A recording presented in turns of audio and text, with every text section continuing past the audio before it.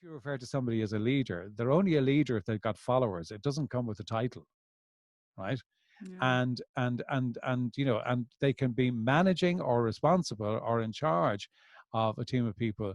That doesn't make them a leader, right?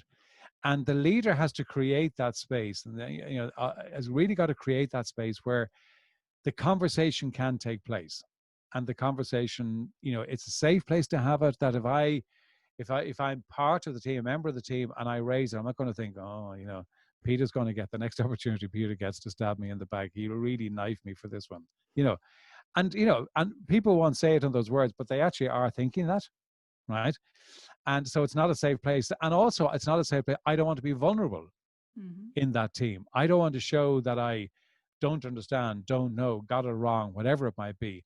So you've got to create that kind of atmosphere and culture within the team, that it's a safe place to have a conversation. You can, and kind of, that doesn't mean that it's all harmony and it's all happy clappy, because it's not.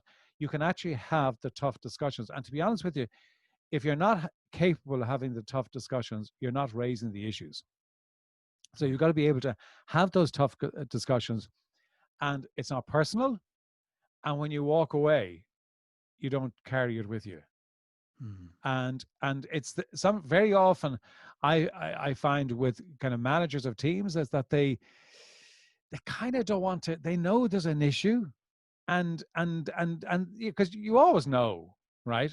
And you mightn't know exactly all the detail, but you know there's something going on, right? And but the kind of, oh, I don't really want to get there, because, and I think as part of it is that I'm too busy doing stuff, which it can be, I'm just managing the kind of the nuts and bolts, or Christ, if I actually, opened this can of worms, Pandora's box. the Pandora's box, We actually exactly. deal with this.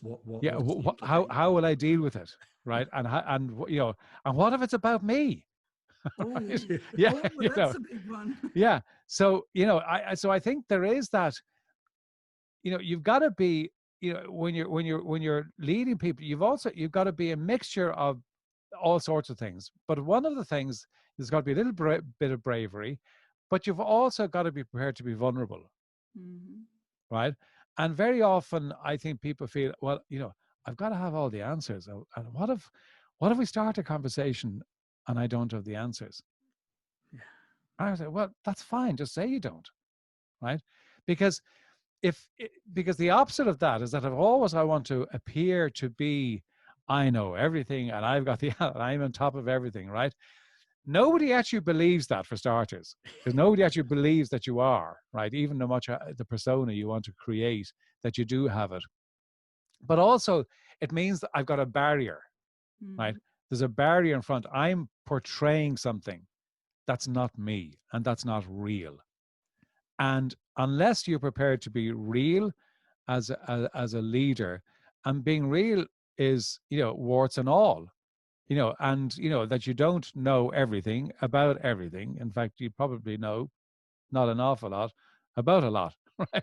And so I think it is that ability to be vulnerable and be open, and people will gravitate towards you a lot more. You don't have to be this kind of, yeah, I got it all, I'm in control. You've got to show that vulnerability. And I think that, also people can't follow you unless they really know you, and they really know what you stand for, what you believe in, what your values are, and that you're going to be open and transparent. You can't follow somebody that you don't know any of those things about them. But there's, you've got to be prepared to, it's a risk to open up, because, it just is. But it's the same in, it's the same in a relationship, if you go into a relationship, two people, the relationship doesn't move forward and grow and develop unless you're actually prepared to be vulnerable.